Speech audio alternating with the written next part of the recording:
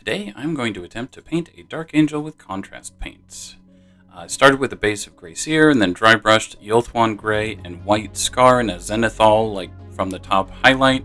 It's really hard to see here, and frankly I'm dubious as to how much it helped the final product, so if I were to do this again I would probably skip it. But I'm starting with Dark Angel Green and using my Army Painter Hobby base coat brush. And when you are painting a model with contrast paints like this, you want to make sure that any parts that are going to be painted different contrast colors don't touch. Like, you don't want to bleed Dark Angel Green onto like the ammunition pouch on his belt, which is going to be snakebite leather. Otherwise, they're going to have weird green patches in a field of brown.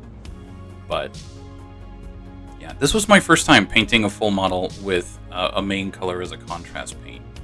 And results were pretty good, mixed in a little bit of ways, but the snakebite leather I think came out really good. That goes on nice and easy, and you don't have to worry too much about getting it on the Dark Angel Green.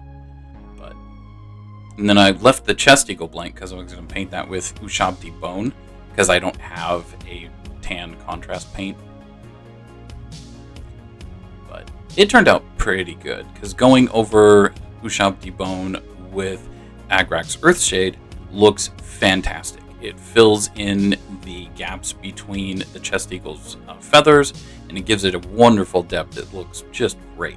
And really, if you wanted to be, kind of hardcore, go a little grimy, a little grim darkier, you could actually wash the entire model with Agrax Earthshade, and I'm willing to bet it would look pretty decent.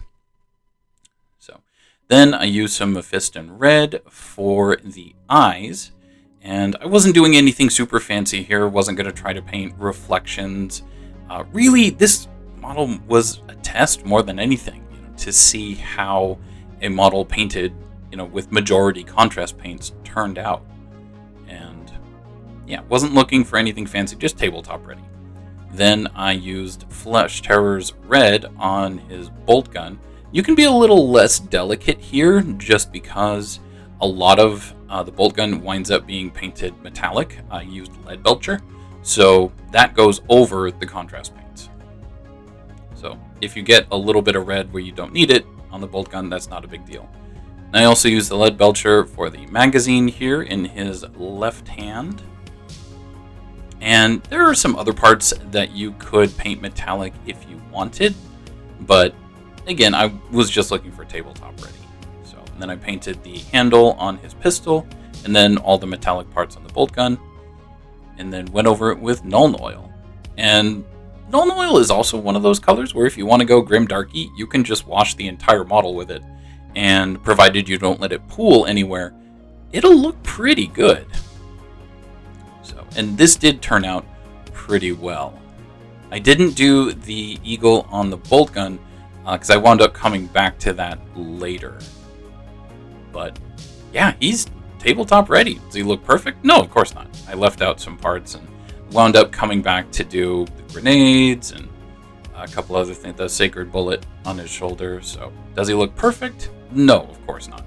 But I think he looks okay. The Dark Angel Green came out a little patchy, but I can live with it.